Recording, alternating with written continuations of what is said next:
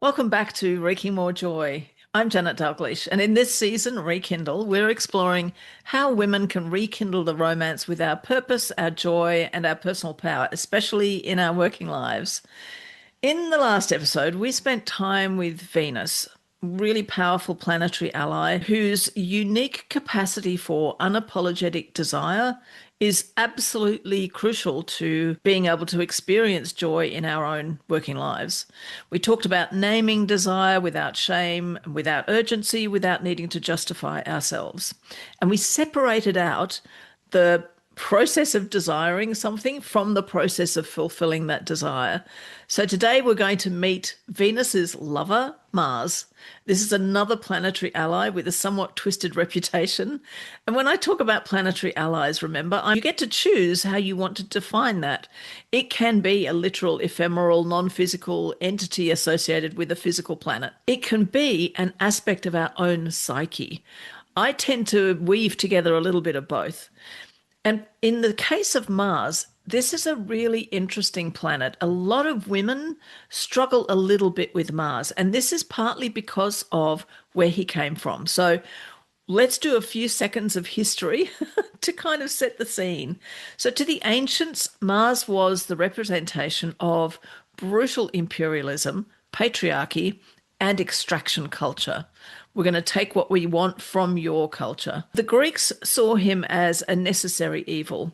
If you're going to be a colonizing power in the Mediterranean, you're going to have to get a bit nasty. Oops, sorry, folks.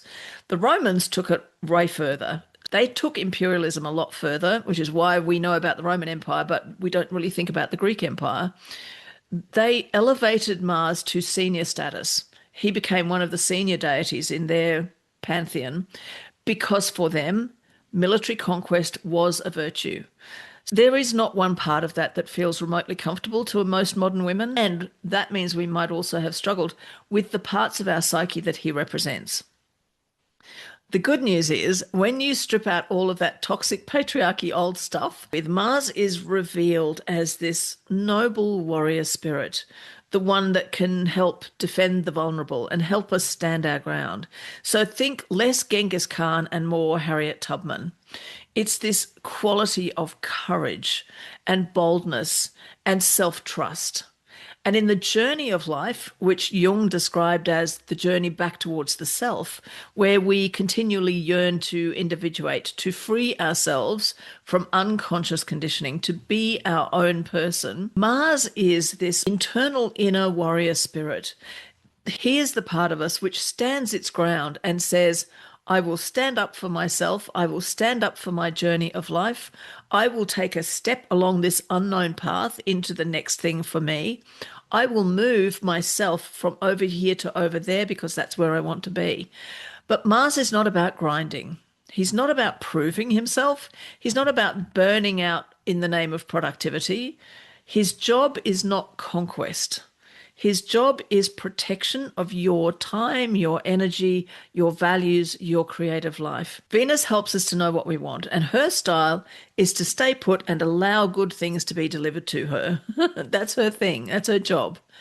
Mars follows that guidance and says, this is what you want? Great. That's the direction I know I'm heading. And his style is movement and action, going out into the world to help those things that Venus helped us to identify as desires.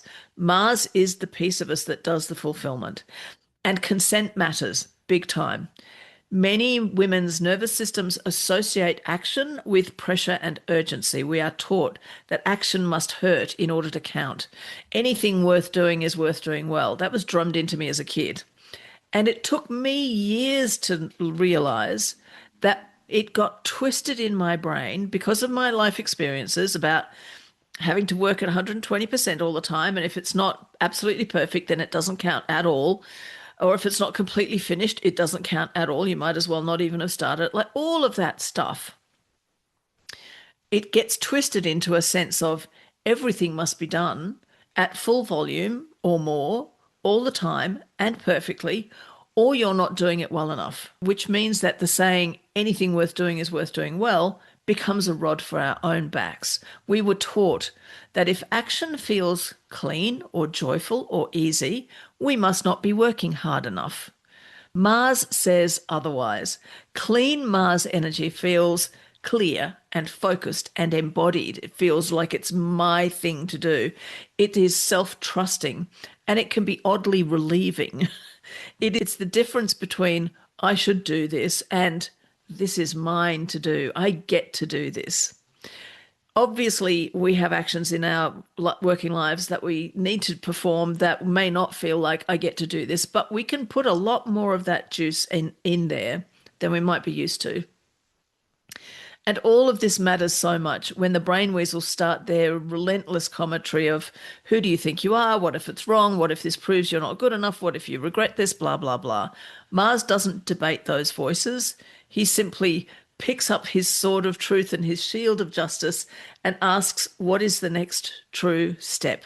Not the whole plan, not the perfect strategy. Mars doesn't do strategy. That's what we need Saturn for. But Mars is the piece of us that is ready to take the next honest movement in the direction of what matters. It's this piece of courage that we know how to access in some situations that we can also access in others. And here's a really crucial piece. Just as we talked about in the couple of episodes ago when we talked about Jupiter and Saturn and we talked about the order that we invite them in matters, Jupiter first, then Saturn, for good reasons. If you haven't listened to that, go back and listen to it. It's really good. If Venus has not yet named the desire, Mars action becomes hustle and busy work. I don't know what I'm supposed to do. No, I don't really know where I'm headed. But I better make sure I'm sitting at my desk doing something useful. So I'll do this. And when Venus speaks, Mars becomes devotion. It becomes action. I'm devoted to this desire. Action without desire is a form of coercion. Action aligned with desire is liberation. And this is why Mars work can feel so empowering when we throw ourselves into it wholeheartedly. You're no longer forcing yourself forwards, you're backing yourself as you move forward. Mars energy is what allows us to say no without explanation, to stop negotiating with internalized doubt, to simply set it aside and go, no, we're doing this, to protect our creative bandwidth, to take courageous action without self-violence. Mars is also a powerful ally when it comes to our boundaries, though we're not going to go down that rabbit hole today. That's a whole nother conversation. And if you want that deep dive, I do have a standalone course which is called Boundaries with Love, which is all about the boundary allies that we can rely on. And if you're looking at this on Substack, you'll find a link in the PS at the end of this page.